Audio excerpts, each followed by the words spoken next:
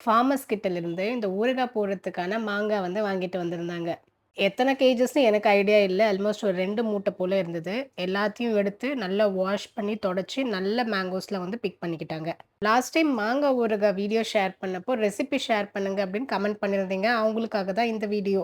இந்த பச்சை மாங்காவ பீஸா மீடியம் சைஸ்க்கு வந்து கட் பண்ணி எடுத்துக்கிட்டாங்க. ஒரு 4 கப் மேங்கோஸ் வந்து ஆட் பண்ணிக்கிட்டோம். இதுல தேவையான அளவுக்கு வந்து சால்ட் வந்து ஆட் பண்ணணும். இதோட மஸ்டர்ட் பவுடர் வந்து ஒரு 1/4 கிலோ போல ஆட் பண்ணியிருந்தாங்க.